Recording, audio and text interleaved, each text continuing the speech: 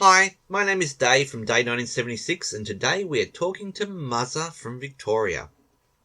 Muzza started geocaching in December 2001 and has since found over 15,000 geocaches and hidden over 100. Ever since Muzza began, he has been a very consistent geocacher. In his first calendar year of geocaching, way back in 2002, he still managed 165 finds. And that is the least amount of finds he's ever had in a year. And in what is soon coming up for 21 years of cache ownership, he has now received over 14,000 finds across 102 geocaches. Hi Murray, how are you today? Yeah, well, So I'm going to start with, do you remember your first geocache? yes, I do. So, in about September 2001, I bought a Magellan GPS to go bushwalking up in the Australian Alps around New South Wales. And I subscribed to a magazine called Silicon Chip about electronics. And around about late December 2001, I was looking back through some old issues looking for some circuit hints. And on the cover was a picture of the GPS that I had. So, of course, I looked at the article and it mentioned geocaching. So I had a look at that. And there weren't many geocaches around back then. No. The nearest one that I could find was in the park opposite Southland in Cheltenham. It was a multi. I didn't know what I was doing, but I went and followed the arrow, and of course, you know, you jig backwards and forwards expecting it to be exactly where the arrow pointed. But anyway, eventually I found a container, and the container had some sort of coordinates for the second part. So I had to read the cache page. Again, I'd printed it out and read it and go, oh, okay, so I've got to go there. And so I went to that and eventually found that bit, and then finally took me down onto the beach where I was able to finally find the cache. So that was the first one I did. I did another one that was a multi in the same sort of area. That was December 24th, so Christmas Eve, 2001. Wow, okay. So back then, like, how did you work out where to park and how to like drive there? Because obviously, once you've got your GPS, you can follow the arrow. Yeah, well, my GPS actually had a map on it, so you could download. It had 4 megabytes of memory, and you could fit in most of Melbourne. There was no turn by turn. You could at least follow the map and look where you had to go and work your way there. So, what was the website like when you joined? I'm guessing it was sort of fairly basic by comparison with today's standards, but you know, I would print it off because that's all you could do. Print off anybody's logs that were there, all part of the one page, and you'd just take it with you. You know, there was only 1 or 2 that you would do in a day, so you just print them off and go down there. Yeah, it sort of had all the basic things. You know, it had the details there. I think it had the map. I'm not entirely sure about that. That was a long time ago. Yeah, I bet. So what was the community like, the geocaching community? Did you have, like, regular contact with other geocachers? Not for quite a while. Being a solo cacher and fairly introverted, I didn't really know anybody for quite a while.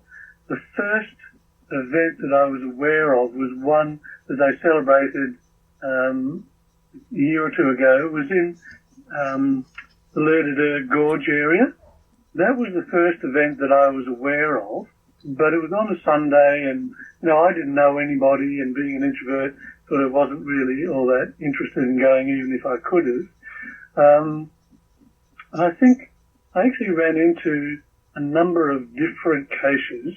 The main one that I ran into, it wasn't the first set that I met, but it was about the second or third, and that was Biggles Bear down at a cache in sort of Williamstown area called Bill's Bones. And I just found it, was walking back along the pier, and I saw a couple walking towards me, with what looked like a GPS in their hand. So I actually stopped and asked them if they were looking for the cache, and they said they were. They'd been there earlier, but there were too many muggles. So I went up with them and we chatted for about an hour. And so, having known them, they wanted to organise an event. So it was, I think they called it like the autumnal event or something. So they got me involved, and we sort of spent a few Saturdays going out, looking for locations, hiding hints and stuff like that. And then, of course, we had the event and got to meet a few more people. And by that stage, I'd introduced a couple of other people. Alan's son, not Alan C, but Alan's son, Kiwi Dead. So they came along, and yeah, so by that stage, I started to know a few people. And while there weren't many events that were on, I did try to make more of an effort to go and visit them. Yeah. So, like, you've stayed in contact with Biggles Bear for, well, ever since, I'm guessing. I ran into, I was out one Wednesday because I had Wednesdays off. Mm. And I got a call from Peter, and he was out doing a case that I'd done. And I go, oh, don't you work on Wednesday? And he said, no.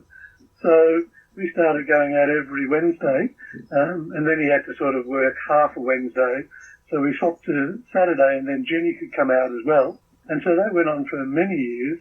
But sort of, I suppose, a couple of years ago, other interests took precedence over geocaching from their point of view, so they stopped coming out. But, yeah, so that went on for many, many years. We would try and synchronise our milestones. So like 6,000, 7,000, 8, 9, 10,000, if one of us was a bit ahead of the other, we would slow down till the other caught up so that we could do it together. Yeah. So do you remember your first big geocaching trip?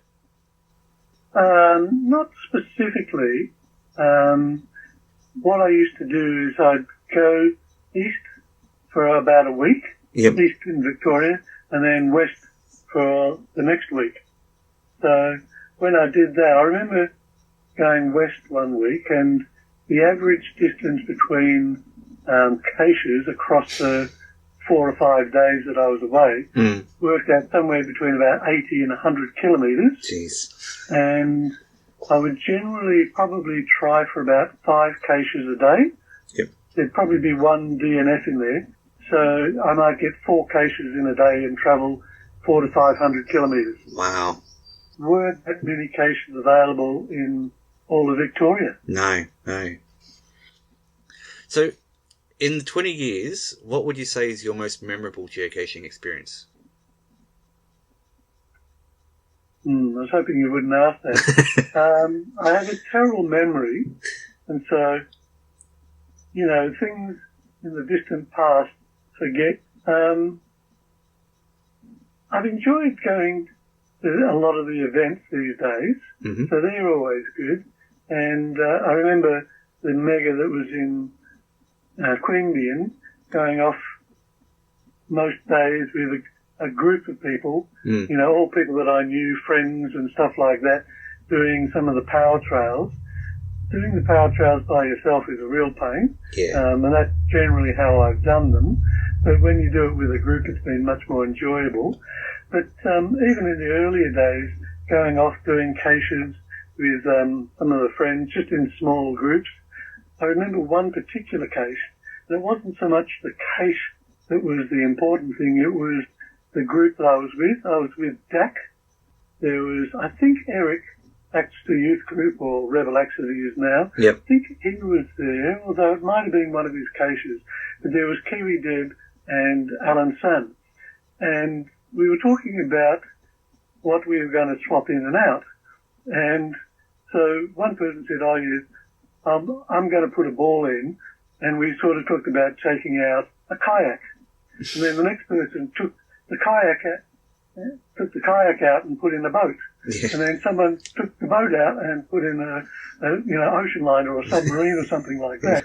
And then the last person was going to take out the submarine and put in a ball or, something silly like that. And because there was quite a bit of a walk along the Yarra River to get to it, we were just having such a great time, just having fun and talking about all the various things.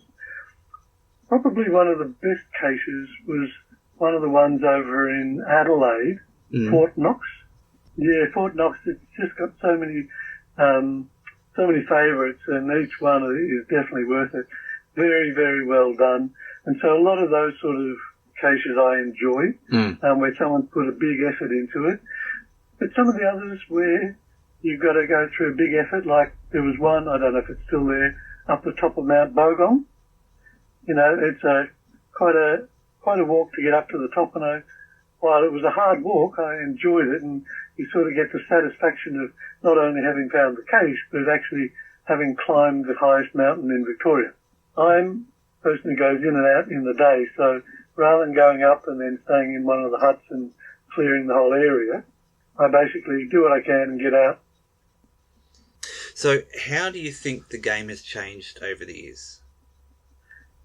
Oh, wow, it's completely different. I mean, nowadays with people being able to use their phones, it's a lot more open to a lot more people, which is good and bad. I mean, unfortunately, sometimes the new people who try it once or twice, they sort of don't do the right thing in terms of hiding it back again, or they move it, or what have you. But having a lot more people there, it's a lot more social, especially with things like Facebook, you know, all the various groups there are for that. And of course, rather than saying, oh, okay, there's a new cache popped up yesterday, I'll go look for that tomorrow and I might get a first to find.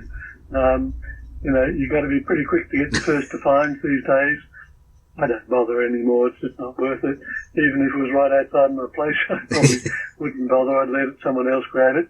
But yeah, just the number of people doing it, the number of people hiding it. There are so many different types of hides these days that didn't exist in the first case.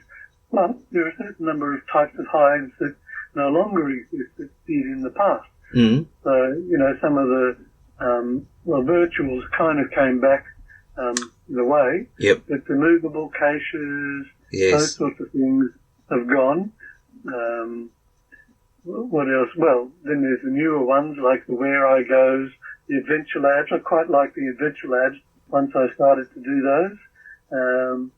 So yeah, it's just a totally different situation. And of course, just the number of players has just blossomed. It really has, hasn't it? So after 20 years of geocaching, what keeps you coming back to the game? Look, even though I started off as a solo and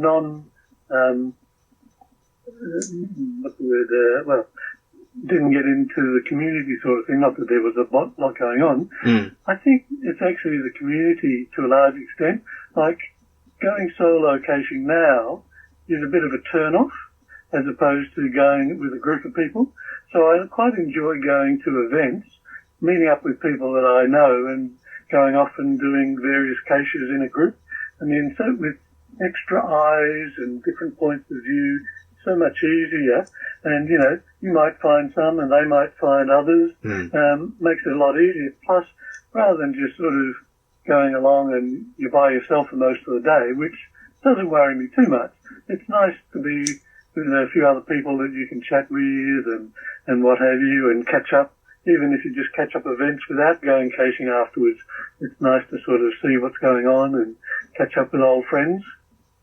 I quite like the souvenirs as well. You know how like they have different souvenirs, so if there's a bit of a challenge to work towards like that, if I can, I will try and get an extra souvenir for doing a few more caches, and that also encourages me to go out. So what do you see the next 20 years of geocaching being like? Well, I guess a lot depends on how the game changes. If the game stays the way it is, then I think I would still be doing the same thing, going out sort of, you know, maybe once or twice a month, depending on what challenges there were. And then when there are events, I'd still be going to the events. A lot depends on what happens with COVID and all of that, but one would assume that hopefully in the next 20 years they get rid of those sort of issues and we can congregate more. Yes. So I'd be looking forward to hopefully next year more events and yeah, for sure, catching up and doing a bit more travelling, you know, in terms of going on holidays and actually being allowed to go to the megas. You know, there's so many megas or events that I've had to cancel holiday for, etc. And, you know, I'll probably be retired fairly soon, so that'll help things as well. Well, thanks, Muzza. No worries. All right, I'll leave you to it then. You take care, mate. All right, see ya. See you soon.